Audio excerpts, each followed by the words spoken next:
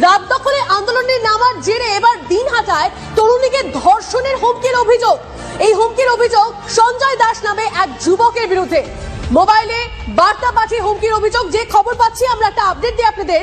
সঞ্জয় দাস এই ব্যক্তি এক তৃণমূল নেতা, এমনটাও জানতে পারা যাচ্ছে। আমার এই লড়াইটা কিন্তু পুরোই অরাজনৈতিক ছিল, কারণ আমি পার্সোনালি কোনো রাজনৈতিক দল করি না। আমার লড়াইটা ছিল একটা মেয়ে হিসেবে, একটা মেয়ের পাশে দাঁড়িয়ে একটা মেয়ের জন্য শাস্তির দাবি চাওয়া, একটা মানে মেয়ের ধর্ষককে খুঁজে বের করা, কে কি করলো সেগুলোর জন্য ছিল। তো সেখানে গিয়ে আমাকে এরকম অনেক থ্রেটের মানে অনেক হুমকির মুখোমুখি হতে হয়েছে। আমি যখন ফোনটা অন করলাম তখন দেখলাম আমার ফোনে একটা আননোন প্রোফাইল থেকে মেসেজ এসছে যে এরপরে ধর্ষণটা তুইই হবি, এরকম একটা লেখা এসছে। তো আমি চিনি না এটা কার প্রোফাইল, কেন আমাকে এই মেসেজটা করেছে আমি তাও জানি না।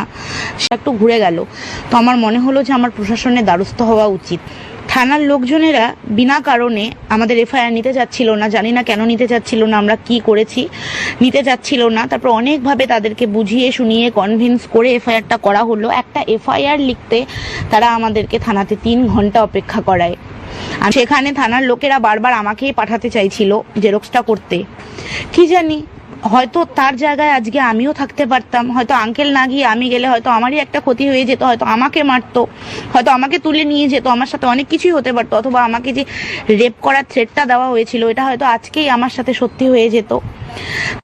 সুমন কল্যাণ আমাদের প্রতিনিধি আমাদের সঙ্গে রয়েছেন, সরাসরি কথা বলবো সুমনের সঙ্গে। সুমন কল্যাণ, ধর্ষণের বিরুদ্ধে সোচ্চার হতে পথে নামছেন নারীরা, সেখানে দাঁড়িয়ে তাকে একজন যিনি প্রতিবাদ জানাচ্ছেন তাকে এরকম ধরনের হুমকির সম্মুখীন হতে হচ্ছে। আর শুধুমাত্র তাই নয়, তারা যখন প্রশাসনের দ্বারস্থ হয়েছেন তখন সেখানেও তাদের নাজেহাল হতে হচ্ছে। কেন? প্রশাসনের দ্বারস্থ হয়েছেন তখন সেখানেও তাদের নাজেহাল হতে হচ্ছে কেন? একেবারে দেখো, এটাই উঠেছে প্রশ্ন। কারণ গত কয়েকদিন ধরেই আমরা দেখছি দিনহাটাতেও আন্দোলন নিয়ে কিন্তু একের পর এক সমস্যা তৈরি হয়েছে। প্রথমে এর আগে তাদের যে মিছিল হয়েছিল মহিলাদের, তাদের মিছিলের মধ্যে তৃণমূলের মিছিল এসে ঢুকে পড়েছিল, তারা সেই মিছিলটাকে হাইজ্যাক করার চেষ্টা করেছিল। তারপর একের পর এক ঘটনা কিন্তু এই আন্দোলন নিয়ে দিনহাটা থেকেই কিন্তু উঠে আসছে।